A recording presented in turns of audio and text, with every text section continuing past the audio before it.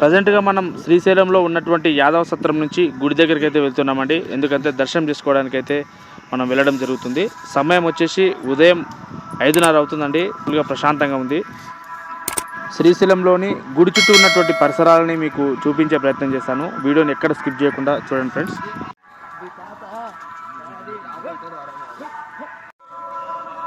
ప్రస్తుతం మనం queue line దగ్గరికి అయితే వెళ్తున్నాము.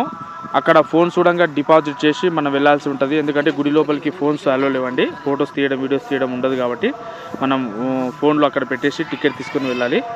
ఒక్క మొబైల్ పైన 10 రూపీస్ ఛార్జ్ చేస్తారు.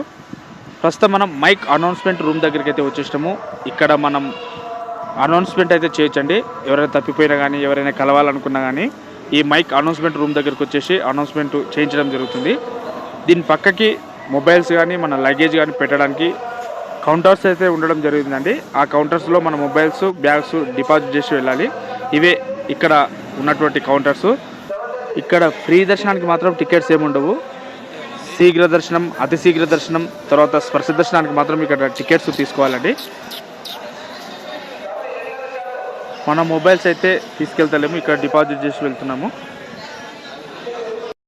మన దర్శనం అయితే కంప్లీట్ అయిపోయిందండి. ఇప్పుడు మనం చూస్తున్నది గర్భగుడి యొక్క చుట్టూ ప్రాకారం ఉందండి. ఆ ప్రాకారం పైన ఉన్నటువంటి శిల్పాలను చూస్తున్నాము. చాలా అద్భుతంగా చెక్కబడింది.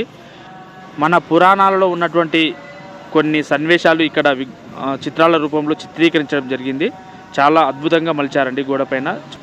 మైక్ అనౌన్స్మెంట్ రూమ్ నుంచి ముందుకు స్ట్రైట్గా వస్తే మనకి ఈ ప్రాకారం కనిపిస్తుంది.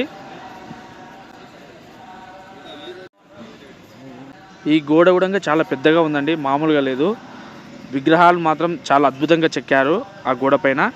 మనం చూస్తుంది బ్రహ్మరాంబిక అమ్మవారి యొక్క శిఖరం అండి. ఇక్కడ చూడండి, మొత్తం ఏనుగులు, తర్వాత భటుల వంటి చిత్రాలు చాలా అద్భుతంగా చెక్కబడినాయి. మనం చూస్తున్నది బ్రహ్మరాంబికాదేవి అమ్మవారి యొక్క గోపురం అండి. మనం చూస్తున్నది హరిహర రాయ గోపురము. ఈ శ్రీచక్రవనం ఉంది. ఇక్కడ వివిధ రకాల పూలు పూసాయండి స్వామివారి యొక్క పూజ కోసమని. మనం చూస్తున్నది బ్రహ్మరాంబిక అమ్మవారి యొక్క కళామండపం అండి. మనకు ఎదురుగా కనిపిస్తుంది బ్రహ్మరాంబిక అమ్మవారి యొక్క గోపురము. మనం దర్శనం చేసుకున్న తర్వాత ఆ గోపురం నుంచి మనం బయటికి రావడం జరుగుతుంది. బయటకు వచ్చేసి మనం ఇటు ముందు మనకు కనిపిస్తున్న ఈ ప్లేస్ నుంచి ముందుకు వెళ్తే మనకి లడ్డూల కౌంటర్ కనిపిస్తుంది. అన్నదాన సత్రం ఉంటుంది, అది కూడా మీకు చూపిస్తాను. ప్రజెంట్గా అయితే మనం లడ్డూల కౌంటర్ దగ్గరికి అయితే వెళ్తున్నాము. ఎదురుగా కనిపిస్తున్నది అన్నదాన సత్రము, పక్కకి లడ్డూల కౌంటర్ ఉంది. ఇది లడ్డూల కౌంటరు.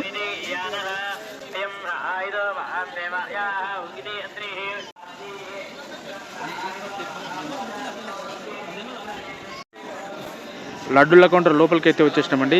భక్తులకు ఎలాంటి ఇబ్బంది లేకుండా లడ్ల కౌంటర్లు మాత్రం చాలా ఏర్పాటు చేశారు.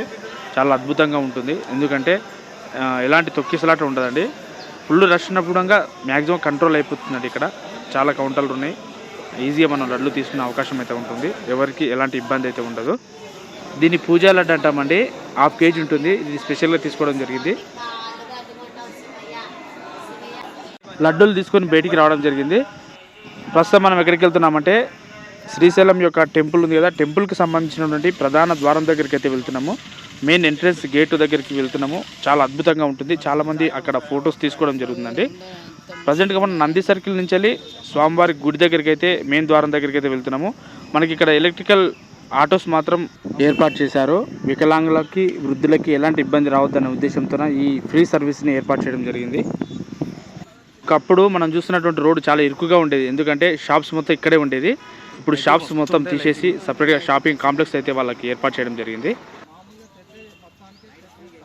గుడి యొక్క ప్రధాన ద్వారం దగ్గరికి అయితే వచ్చేసినాము. ప్రజెంట్గా మనం కొబ్బరికాయల కౌంటర్ చూస్తున్నాము. అక్కడి నుంచి పక్కకి ఫ్రీ దర్శనం యొక్క లైన్ ఉండడం జరుగుతుంది. అక్కడి నుంచి మనం దర్శనానికి వెళ్ళాల్సి ఉంటుంది. ఇక్కడ మనం చూస్తున్నది గంగాధర మండపం అండి. గంగాధర మండపం అంటారు ఎదురుగా ఉన్నటువంటి ఈ చిన్న మండపాన్ని. ఇక్కడ స్వామివారికి దీపాలు వెలిగించడం కావచ్చు, ఇక్కడ కొబ్బరికాయలు కొట్టడం కావచ్చు, ఇక్కడ చూడొచ్చు మనము. ఒకప్పుడు స్వామివారిని దర్శనం చేసుకోవాలంటే ఈ ప్రధాన ద్వారం ఉంది కదా, ఇక్కడి నుంచి మనం దర్శనానికి వెళ్ళే వాళ్ళము. ప్రజెంట్గా అయితే బంద్ చేసిరు గత కొన్ని సంవత్సరాల నుంచి వెళ్ళి. గేట్ వేసేసిరండి. ఇది లోపల ఉన్నటువంటి వ్యూ అన్నమాట. చాలా అద్భుతంగా ఉంటుంది.